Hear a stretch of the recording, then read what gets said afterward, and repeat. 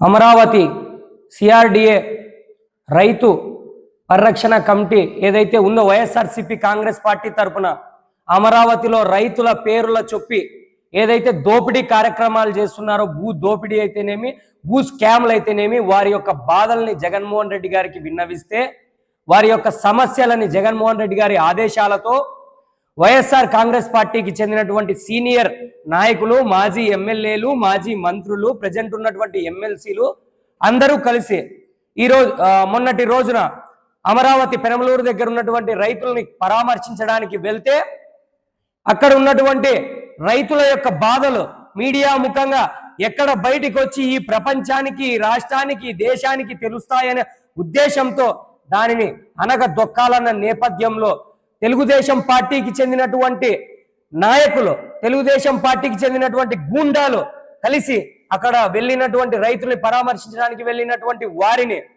ఏదైతే ముఖ్యంగా రైతుల సమస్యల మీద గలం విప్పాలని వారికి మద్దతుగా వెళ్ళిన విద్యార్థి నాయకుల్ని సైతం రాళ్లతో దాడులు చేసి ఆ పర్యటనని జరగనివ్వకుండా చేసినటువంటి పరిస్థితి రాష్ట్రం మొత్తం చూసింది.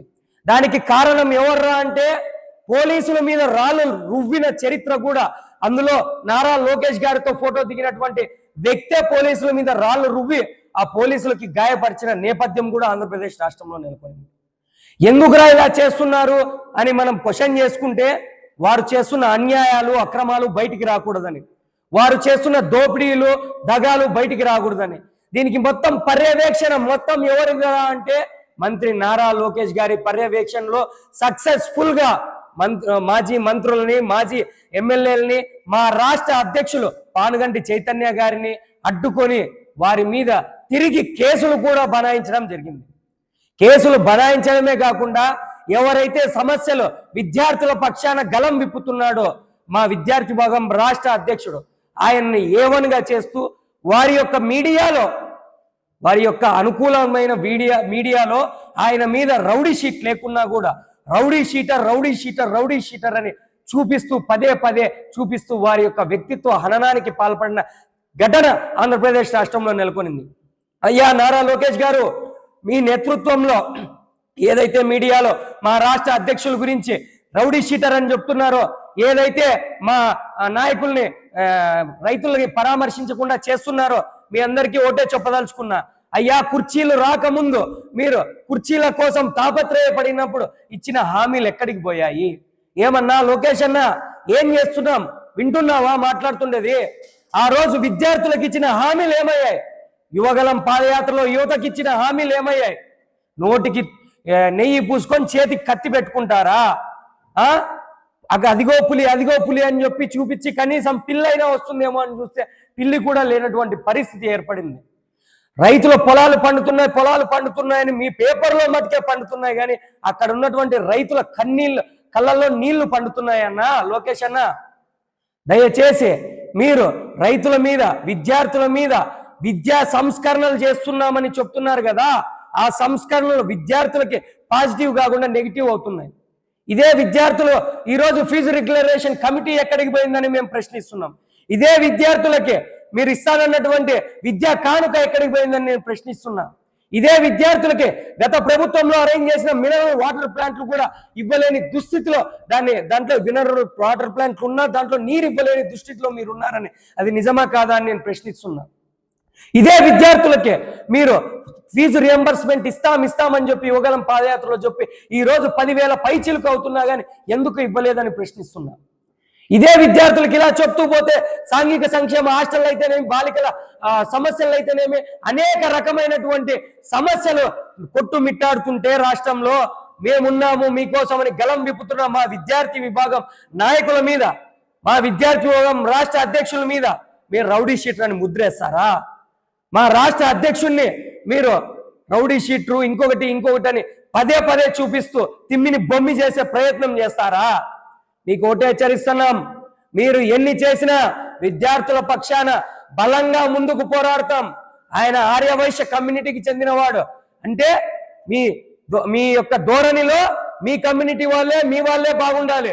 వేరే కమ్యూనిటీకి చెందినటువంటి వాళ్ళు రాజకీయంగా ఎదగకూడదు, రాజకీయంగా ముందుకు పోకూడదు అనేటువంటి ధోరణి మీరు చూపించలేదా? ఇదే ఆర్య వైశ్యులకు మీరు ఏం చేశారని నేను క్వశ్చన్ చేస్తున్నా. ఇదే బీసీలకు, ఎస్సీలకు, ఎస్టీలకు ఏం చేశారని క్వశ్చన్ చేస్తున్నా. మేము ముఖ్యంగా ఈరోజు ప్రెస్ మీట్ నుండి ఓటే తెలియజేస్తున్నాం. విద్యా సంస్కరణలు తెస్తానని మీరు గొప్పలు చెప్పి బాహాటంగా చెప్పినటువంటి మాటలని ఏవైతే ఉన్నాయో అవన్నీ అమలు చేయాలి. అమలు చేయకపోగా దాన్ని తూట్లు పడుస్తూ ఈరోజు విద్యార్థుల ప్రభుత్వ విద్యను నీరుగారుస్తున్న నేపథ్యం ఆంధ్రప్రదేశ్ రాష్ట్రంలో నెలకొనింది. ప్రశ్నిస్తానన్న పవన్ కళ్యాణ్ గారు ఏం ప్రశ్నిస్తున్నారండి?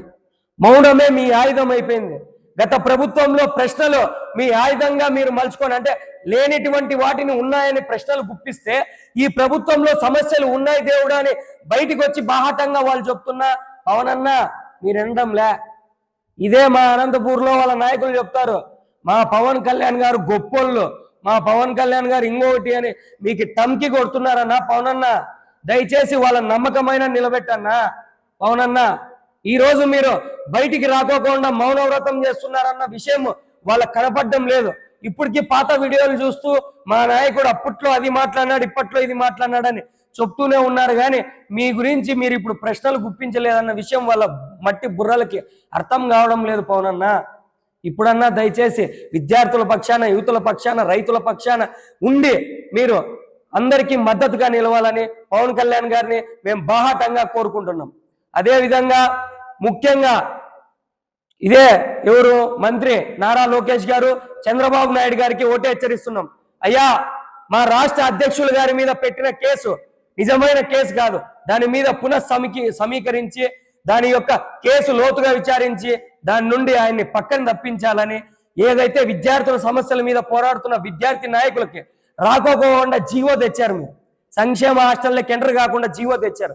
ఆ జీవో రాకోకుండా జీవోని క్యాన్సిల్ చేసి, అదే విధంగా ఫీజు రియంబర్స్మెంట్ నిధులు విడుదల చేసి, ఈ కరువు జిల్లాలో, అనంతపురం జిల్లాలో ఫీజు రియంబర్స్మెంట్ లేక విద్యార్థులు చాలా ఇబ్బంది పడుతున్నారు. ఫీజు రెగ్యులరేషన్ కమిటీ లేక ఇదే రైతుల పిల్లలు, ఇదే మధ్యతరగతి వాళ్ళ పిల్లలు అనేక మంది ఇబ్బంది పడుతున్నారు. వారి యొక్క బాధల్ని అర్థం చేసుకొని వారికి బాహాటంగా మీరు అండగా నిలవాలని వైఎస్ఆర్ విద్యార్థి విభాగం తరఫున కోరుకుంటున్నాం. అదేవిధంగా మీరు మార్చుకోకుంటే తీరు వైఎస్ఆర్ విద్యార్థి విభాగంలో అనేక ఉద్యమాలు చేయడానికన్నా మేము వెనకాడు బోమని ఈ ప్రెస్ మీట్ ద్వారా మీకు తెలియజేసుకుంటున్నాం. మీడియా మిత్రులకు నమస్కారం.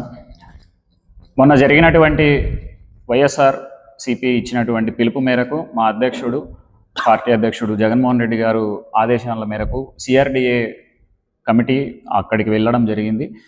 అక్కడికి వెళ్ళిన తర్వాత అక్కడి టీడీపీ గుండాలు మరియు ఎన్డీఏ గుండాలు మొత్తం అందరూ కలిసి అమరావతిలో జరుగుతున్నటువంటి అవినీతిని బయటికి తీసుకొస్తే, వీటిని ప్రజలకు తెలిపితే మా లోపల ఉన్న కుట్రలన్నీ బయటికి వస్తాయని చెప్పేసి వాళ్ళని అక్కడికి వెళ్ళనీకోకుండా దాడులు చేయడం జరిగింది. ఆ దాడిలో ఒక కానిస్టేబుల్ కూడా ఇప్పటికీ ప్రాణాపాయ స్థితిలో ఉన్నారు. అంటే పోలీసు వారి మీదనే కాదు, వైఎస్ఆర్సీపీ మీదనే కాదు, ప్రజల మీద కూడా మీ దాడులు చాలా పెట్టరేగిపోతూ ఉన్నాయి.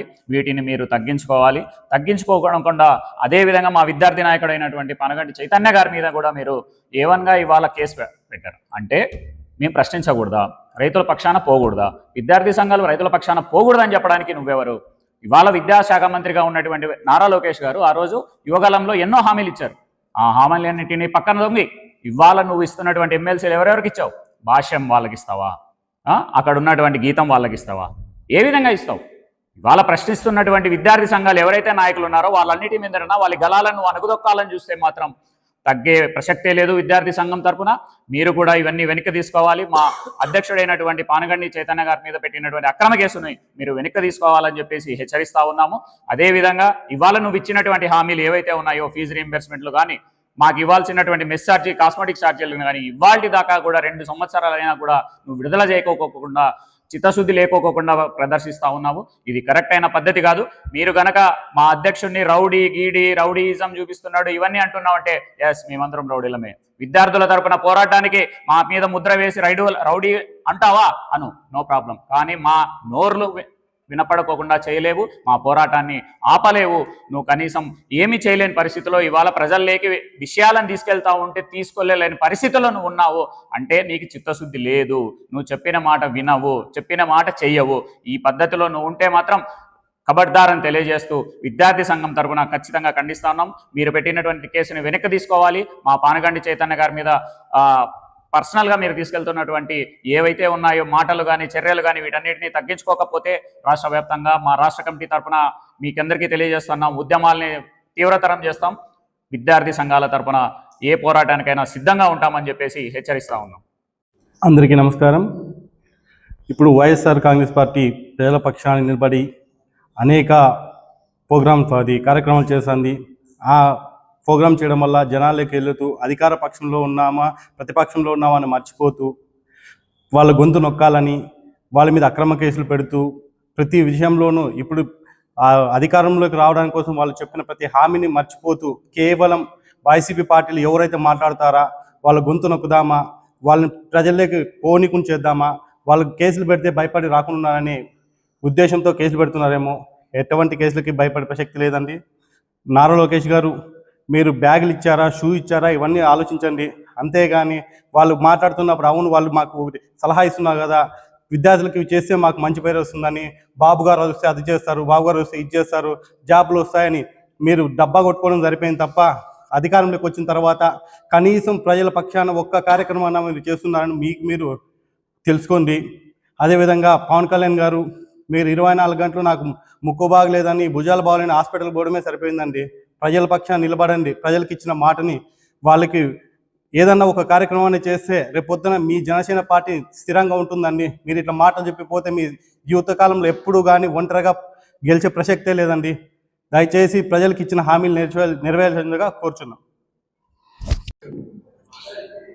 ఇవాళ ఈ కర్కోటకుల పరిపాలనలో విద్యార్థులని అణిచివేస్తా ఉన్నారు, ప్రజాస్వామ్యాన్ని కూనీ చేస్తా ఉన్నారు, రైతులను తొక్కేస్తా ఉన్నారు, అన్ని వర్గాల ప్రజలను ఈ కూటమి ప్రభుత్వం నాశనం చేస్తా ఉందని కూడా ఈ సందర్భంగా తెలియజేస్తా ఉన్నా.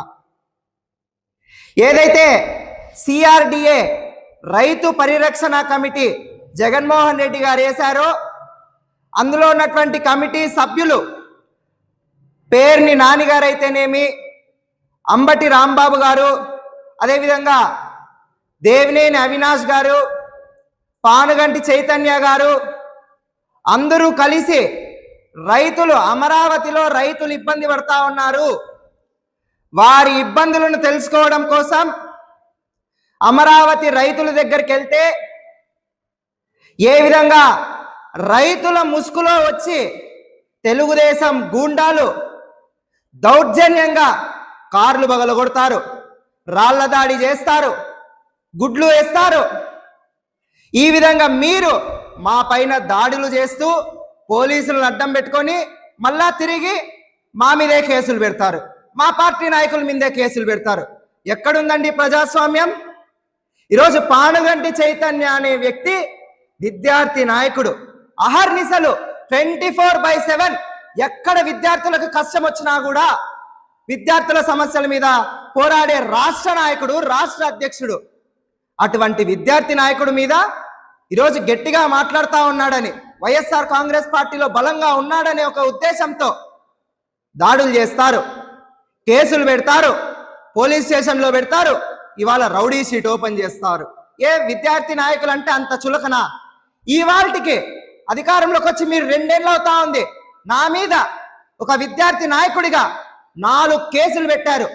ఏం తప్పు చేశామని ఈరోజు మా మీద కేసులు పెడతా ఉన్నారు? మేమేమన్నా దేశద్రోహం చేశామా? విద్యార్థుల సమస్యల మీద మాట్లాడితే మా మీద కేసులు పెడతారు, మా మీద దౌర్జన్యాలు చేస్తారా? ఈరోజు ప్రజాస్వామ్యంలో ఉన్నామా, తాలిబాన్ల పరిపాలనలో ఉన్నామా? ఉప ముఖ్యమంత్రి కానీ విద్యాశాఖ మంత్రి కానీ రెచ్చగొట్టే వ్యాఖ్యలు మీరు చేయడం లేదా? ఎందుకు పోలీసులు సుమోటోగా కేసు పెట్టడం లేదు? ఈరోజు రాష్ట్రంలో పవన్ కళ్యాణ్ పరిస్థితి ఏ విధంగా తయారైందంటే ఏమంటాడండి, మొన్న పబ్లిక్ మీటింగ్ లో వైఎస్ఆర్ కాంగ్రెస్ పార్టీ కార్యకర్తల్ని నాయకుల్ని తొక్కిపెట్టి నారదీస్తానంటావా? ఈరోజు 2 లక్షల పుస్తకాలు నేను చదివానని గొప్పగా చెప్పుకుంటా ఉన్నావు కదా, ఏమైంది నీ పరిస్థితి? చదివిస్తే ఉన్నమతి పోతుంది అంటారు, అట్లయింది పవన్ కళ్యాణ్ పరిస్థితి. ఎక్కడుంది ప్రజాస్వామ్యం? నీ లాంగ్వేజ్ ఏంటి? నీ బాడీ లాంగ్వేజ్ ఏంటి? నువ్వు ఉప ముఖ్యమంత్రి అనుకుంటా ఉన్నావా, రౌడీ షీటర్ అనుకుంటా ఉన్నావా?